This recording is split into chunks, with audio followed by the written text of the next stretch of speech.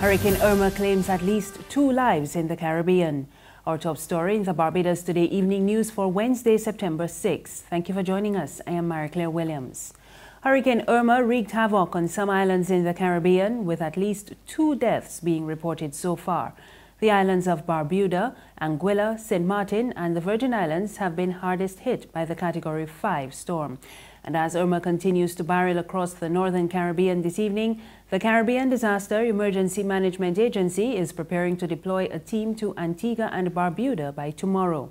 Executive Director Ronald Jackson told a news conference this afternoon they will first head to the most affected member states to conduct a critical needs assessment. Even as we seek to deploy specific teams, these are rapid needs assessment teams to get a better sense of what are the priorities that are coming forward, and also looking at the need for water, temporary roof cover, and shelter support. We are turning our attention to positioning teams to respond to potential impact in Turks and Caicos Islands and in the Bahamas. Already we have on standby a military engineering regiment and potential doctors, military doctors out of Kingston to respond to needs in Turks and Caicos and in the Bahamas, and they are on standby and ready, and we are firming up the arrangements for moving them into the theater of operations, into the impacted zone should that become necessary. And the latest update on Irma shows that the Category 5 hurricane is moving away from the northernmost Virgin Islands and is headed for Puerto Rico. The most powerful storm recorded to date is packing winds of 185 miles per hour.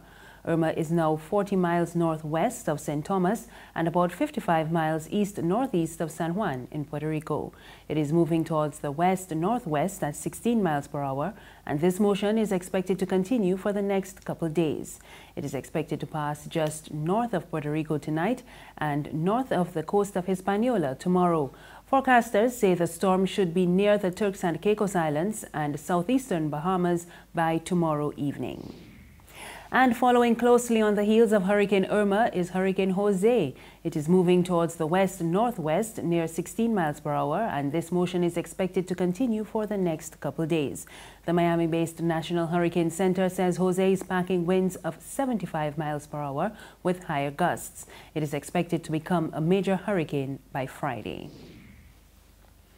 In other news, this evening, 5 secondary schools will not reopen when the new academic year begins next week. Education Minister Ronald Jones told a news conference this afternoon that repair works are still ongoing at those institutions. St. John's Primary, St. Giles Nursery, All Saints Nursery, Wesley Hall Infants and St. George Secondary are those affected. But Jones gave assurances that they will reopen not long after the new school year begins. St. George Secondary, the only secondary school in the list, will also open on the 18th. Every other school in Barbados must be open unless Irma turns back. Police are continuing their search for wanted man 22-year-old Shaquille Cumberbatch. Cumberbatch of 3rd Avenue, Paris Gap, Westbury Road, St. Michael, and Golden Rock, The Pines, St. Michael, is dark, slim, and 6 feet tall. He also has a tattoo of the name Shaq and a team on his right arm. Other tattoos include a teardrop under his right eye and another on the right side of his neck. Police are asking anyone with information on the whereabouts of Cumberbatch to contact the police emergency number 211, the Black Rock Police Station at 417-7500, or the nearest police station.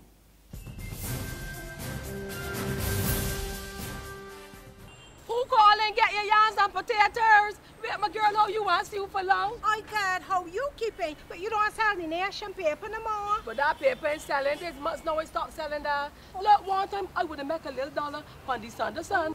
But when Sunday night, I still trying to get the weather there. Well, you know you can't call that the Sunday sun no more. You're going to call that Sunset News. Because at no time that news stale. People complain that them ain't got nothing in it to read, and the price keep going up all the time. A woman abused me so sick the other day, telling me that she does read Barbados Today online for free. I can't take that abusing soul, so I switched to my potatoes and yams. Well, let me tell you, if pork selling, you got to raise pigs. How much for the yam? Oh, 75 cents a pound. But that's cheaper than that stale news. Give me How much you want? a pound. Only a pound? Anyhow, these eating real good. Let me wrap them up for you. Come. The Barbados Today, news you can trust.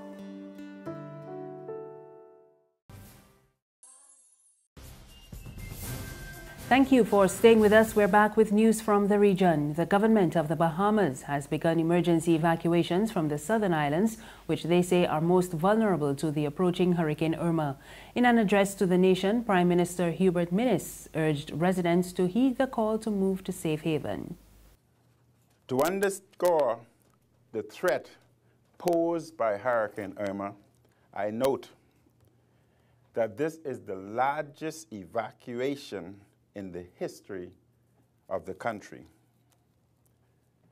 We are advising in the strongest possible terms that the residents of Michael and Ragged Island comply with the evacuation of their respective islands.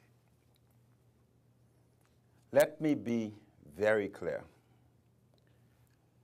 Those who refuse to evacuate place themselves in potentially great danger from this monster hurricane, including from dangerously strong and high storm surge, which is one of the greatest threats from a hurricane. And finally, wineries in France are worried about their output this year as extreme and unpredictable weather takes its toll on the country's harvest.